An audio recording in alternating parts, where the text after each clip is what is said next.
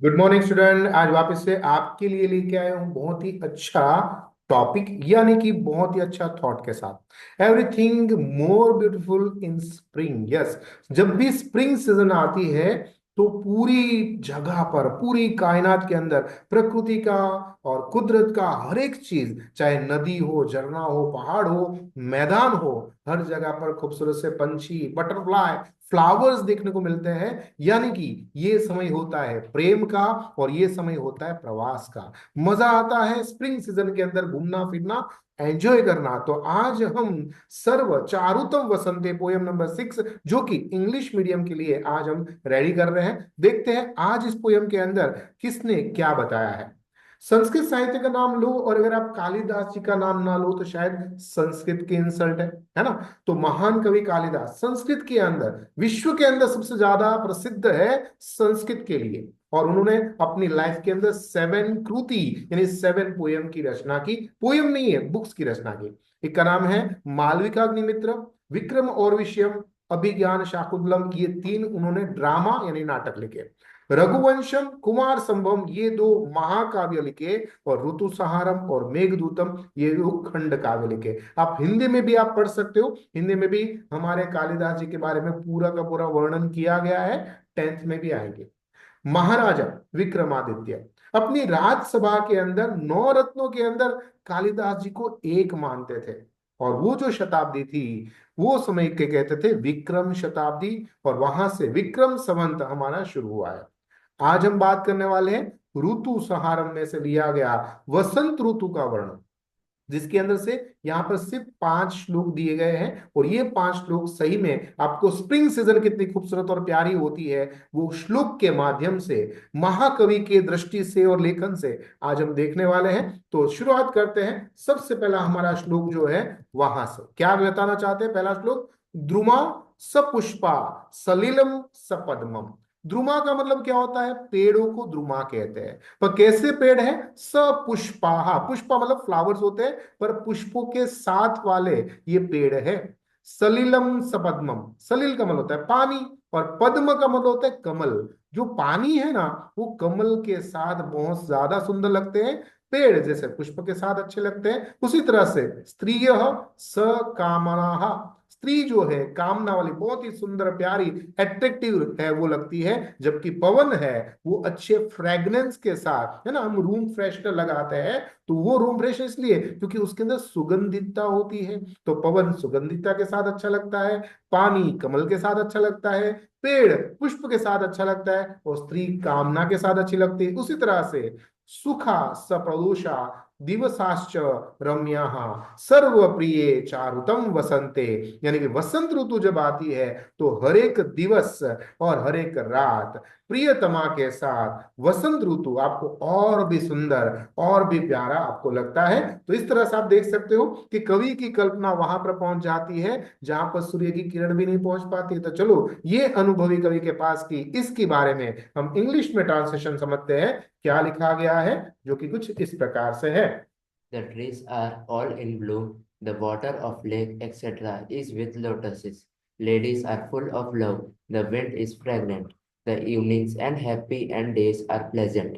O beloved, everything is very beautiful in the spring season. तो spring season के अंदर सब कुछ ब्यूटीफुल है, क्योंकि ये बात प्रियतमा की हो रही है, प्रियतम की हो रही है।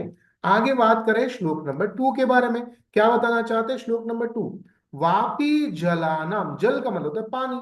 पर वापी जला वालों क्या होता है, आपने नहीं देखा है कि देखो, आपने देखा होगा अलग अलग प्रकार के वेल यानी कुएं, पर आपने ऐसा कुआं देखा है जिसके अंदर स्टेप वेल कहते हैं ना, उसमें धीरे धीरे करके हम स्टेप पे उतरते उतरते यहाँ पर हम पानी प्राप्त कर लेते हैं। तो वसंत ऋतु के अंदर ये जो वाव है, उसके अंदर का जल, यानी जल के साथ वाव, वाव के साथ जल अच्छा लगता है। उसी तरह से शशांक सभायाम प्रमद जनानाम आम्र द्रोणानाम कुसुमातानाम ददाति सौभाग्य वनम सुंदरम, यानी कि जो सुंदर सी प्यारी सी प्रियतमा है और उसकी सुंदर सी कमर है। तो जो कमर है उसके ऊपर जो बैंड लगाया जाता है उसको कंदूरा कहते हैं। और ये कंदूरा के द्वारा ये कमर और कमर के साथ ये प्रियतमा इतनी सुंदर इतनी प्यारी लगती है, जैसे कि जो मैंगो ट्री है उसके ऊपर आते हैं सुंदर सुंदर प्यारे प्यारे फूल आते हैं एंड फूल जाते हैं, फिर वहां पर कौन आते हैं, तो क्या मैंगो आती है। उस तरह से मैंगो ट्री फ्लावर के साथ सुंदर लगती है, मेरी प्रियतमा सुंदर से कंदुरा के साथ, कमर के साथ अच्छी लगती है, जबकि पानी जो है वो वाव के अंदर ज्यादा सुंदर लगता है। तो ये सुंदरता का एक दूसरे के साथ कंपैरिजन या एक दूसरे के साथ पैरिंग बताई गई है, जो और ज्यादा उसको सुंदरता में धारण करवा देता है। ट्रांसलेशन देख लेते हैं। This spring season bestows beauty on the water of the ponds, on the ladies having lustre like that of the moon, and wearing the waistband of jewels, and on the mango tree bent with the load of तो flowers. बहुत सारे flower के साथ mango अच्छा लगता है खाने में, है ना। आगे बढ़ते हैं, श्लोक नंबर 3 की ओर चले जाते हैं। अब काफी सारी लड़कियां अपने सर पे, बालों में, कानों के ऊपर अलग अलग प्रकार के फ्लावर लगाती है। यहाँ पर लिखा है कर्णेशु योग्य नव कर्णिकारम, यानी कान के ऊपर आपको ताजा करेण का फ्लावर होता है ना, वो हमेशा लगाना चाहिए। कौन सा, करेण का फ्लावर। उसी तरह से अगर आपके बाल खूबसूरत और लंबे घने हैं, काले काले, तो उसके अंदर अशोका ट्री का जो फ्लावर होता है वो लगाना चाहिए। पर अगर आपके लंबे घने बाल है और उसने आपने लंबा सी चोटी ले रखी है, उसको शिखा कहते हैं, तो वहां पर आपको नवमालिका का फ्लावर लगाना चाहिए। तो अलग अलग फ्लावर और अलग अलग जो हेयर की स्टाइल है उसके साथ फ्लावर और ज्यादा सुंदर लगता है। यानी लिखा है कर्णेशु योग्य नव कर्णिकाराम, चलेशु नीलेश केशाम शोकम, शिखाशु पुष्प नवमल्लिकायाम, प्रयंते क्रांति प्रमाद जनानाम। ट्रांसलेशन देख लेते हैं इसका क्या है। Fresh carnical flower suitable to be worn on the ears, Ashoka flower on the loose back hair, and the fresh Mallika flower on the top notes of young ladies look beautiful. तो ladies और भी सादा प्यारी सुंदर लगती है फूलों के साथ। अब बात करते हैं श्लोक नंबर 4 के बारे में। क्या बताना चाहते हैं यहाँ पर श्लोक नंबर 4 के अंदर, गुरुणी वसानी विहाय तृणम, तनुषी लाक्ष रस अंजितानी, सुगंधि काला गरु धूपितानी, दत्ते जनः काम मदालम सांग। यानी प्यार के आवेग के अंदर जब प्रेमी और प्रेमिका होते हैं तो उसका शरीर ज्यादातर आलसू हो जाता है, घूमना फिरना पसंद नहीं है, बस आराम आराम आराम। इसके कारण से झाड़ा यानी ये मोटे कपड़े हैं ना, उसको त्याग कर देते हैं, सुतराव धागे वाले कॉटन वाले कपड़े को पहनते हैं, ऊपर से उसमें फ्रेग्रेंस लगाते हैं, यानी अगरबत्ती धूप उस समय में ज्यादा चलता था, जिससे उसको और अच्छी स्मेल आती है, और उसके अंदर लाल कलर ज्यादातर अट्रैक्शन का कारण होता है। इसके कारण से लाख का जो रस है वो लाल रंग उसको पसंद आते हैं, अगर वो धूप पसंद आती है, पतले कपड़े पसंद आते हैं, और आलस पसंद आती है, क्योंकि भाई साहब ये दोनों हैं, वो प्रेमी और प्रेमिका है, उसको ये सारी चीजें ज्यादा सुंदर, ज्यादा प्यारी और ज्यादा अट्रैक्टिव लगती है, जो इस श्लोक में बताना चाहते हैं। ट्रांसलेशन देखते हैं। People whose body is lethargic due to the ecstasy of love quickly give up heavy garments and wear the light garments that are dyed with lac and fumigated with the fragrant smoke of sandalwood. तो ये था श्लोक number 4।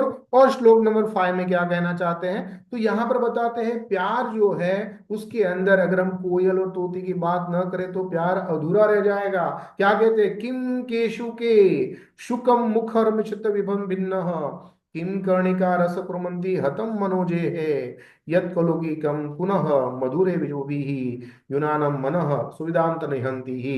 यानी कि जो तोता होता है उसकी चांच के ऊपर जो क्रांति होती है, खूबसूरती होती है, वो प्यार के मौसम में वसंत ऋतु में कुछ अलग ही होती है। उसी तरह से जो केसुड़ा का फ्लावर होता है वो भी हर किसी को अट्रैक्ट करता है, क्योंकि ये समय होता है होली का, धुलेटी का, और उसके अंदर जब आप गरम गरम पानी डालोगे या पानी के अंदर इसको डालोगे तो अच्छा सा पानी भी बनेगा, स्मेल भी बनेगी, जिसके आपको नहाने का भी मजा आएगा और आपको शरीर को स्मेल करने का भी मजा आएगा। तो केसुड़ा हर किसी को अट्रैक्ट करता है। करेण का फूल उतना ही खूबसूरत, उतना ही प्यारा और सुगंधि भरा होता है। उसी तरह से कोयल और पोपट यानी कि तोता जो है, उसकी जो वाणी है, उसकी आवाज है, वो भी इतने अट्रैक्टिव होती है। तो युवानी अवस्था के अंदर चाहे लड़का हो चाहे लड़की हो, सुंदरियों को सबसे ज्यादा अगर कोई चीज अट्रैक्ट करती है तो यही सारी कलर्स, यही सारी चीजें अट्रैक्ट करती है। अगर अट्रैक्ट नहीं हो रही है तो भाई साहब डॉक्टर को दिखाना पड़ेगा, ध्यान रखिएगा। तो आप अब प्यार में हो ऐसा कहना चाहते हैं। आगे लिखा है translation. What has not been affected by the Kesuda flowers that have the color of parrot's beak? What has not been struck by the beautiful cornical flowers? This cuckoo kills strikes the minds of youth, which are attracted to ladies with beautiful faces. तो beautiful faces को कौन attractive नहीं होता है, हर कोई attract होता है, ठीक है। तो यहाँ पर चले जाते हैं हमारे अलग अलग प्रकार के, जैसे मैंने आपको आगे बताया था कि पुल्लिंग शब्द आए तो हमेशा एंड में डबल डॉट आता है, आप देखिएगा, दैट इज विसर्ग, द्रुम, प्रदोष, प्रमाद जन, आम्र द्रुमम। तो ये डबल डॉट यानी पुल्लिंग। नपुंसकलिंग के अंदर एंड में हलंत वाला म आएगा या ल के पर बिंदी आ जाएगी, है ना। देखो की शुकम, यहाँ पर म दिया है, ये म हटा दे तो बिंदी में कन्वर्ट हो सकता है। तो इजीली हम पुल्लिंग नपुंसकलिंग पहचान सकते हैं। नाम की जगह इस्तेमाल करते हैं सर्वनाम कहेंगे यानी प्रोनाउन यहाँ पर है। एडजेक्टिव का मतलब होता है विशेषण, अवयव, कंजक्शन का काम करता है। और समास यहाँ पर बताते हैं वापी जलानाम, यानी कि वाव होते हैं उसका जल, यानी कि वाव ना जल, जब नौ नी नू ना, या इंग्लिश में एपोस्ट्रोफी एस का काम करता है दोनों को डिजॉइन करने के लिए, तो हमेशा आपको षष्ठी तत्पुरुष का इस्तेमाल करना है। यहाँ पर वापिस से मणि मेखला का, मणि है पर क्या कंदोरे का मणि है, यानी कि कंदोरा नु मणि, एपोस्ट्रोफी एस का काम किया, वापिस से षष्ठी तत्पुरुष आएगा। आम्र दुर्णानाम, यहाँ पर आम्र है पर डाली के ऊपर का आम्र बताया गया है, वापिस से षष्ठी तत्पुरुष आया। और यहाँ पर है कुसुम न तनानाम, यानी कि कुसुम यानी कि फूलों का तन, फूलों द्वारा जो चलता है उसके हिसाब से जब भी द्वारा थी वड़े आता है तो तृतीया आ जाती है। तो ये बातों को आपको खास याद रखनी है। अब आगे चले जाते हैं और वहां पर आपके एमसीक्यू है, खास याद रखिए। यहाँ पर दिया है वसंते पवन कीदृश भवंती, तो सुगंधि, क मधुरे वचो भी मन निहंती कोकिलाम। यहाँ पर समाज दिया है वापी जलानाम, षष्ठी तत्पुरुष है। और पद्म का मतलब लोटस कमल होता है। वदन का मतलब मुख यानी फेस होता है। यहाँ पर संस्कृत क्वेश्चन आंसर है वसंत सौभाग्यम कस्मे ददाती, तो वसंत के अंदर वापी जल, प्रमाद जनेभ्य, आम्रधूमभ्य और सौभाग्य ये हमेशा प्रदान करता है। अलका कीदृश संति, चला नीला च संति ही, लाक्षा जीवंती ही वसांति कीदृश संति तनुनी ही, यूनानम मनका हंति ही, तो कोकिला हंति ही, यानी वसंत जला कीदृश स पद्मम, यानी कि कमल वाला। सलिल के अंदर तो क्या पद्मा है। प्रदोषा तो क्या सुखकारी है। प्रदहा जनाहा कैसा है तो अलैकम है। और गुरु वसानिम है, उसमें आंसर आता विहाय, ज दत्ते आएगा तनुनी वसानिम। और यहाँ पर इंग्लिश टू इंग्लिश ट्रांसलेशन कुछ इस प्रकार से रहेगा। What does the spring season give and to whom? The spring season with us beauty on the water of the ponds, on the ladies wearing waistband of jewels and shining like the moon, and on the mango trees that are bent with the load of blossom. Second, on the basis of the poem of Sarva Charitam Vasante, write 5 sentences on the spring. Answer: everything is more beautiful in the spring season. The trees are laden with flowers, lotuses adorn the ponds. The wind is fragrant, people's hearts are full of love.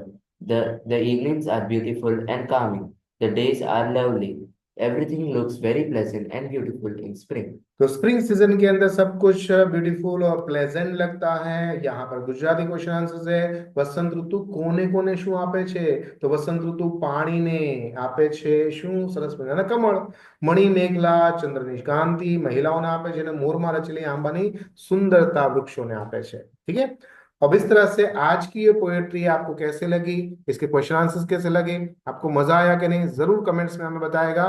तब तक हमें आज्ञा दीजिए, आपका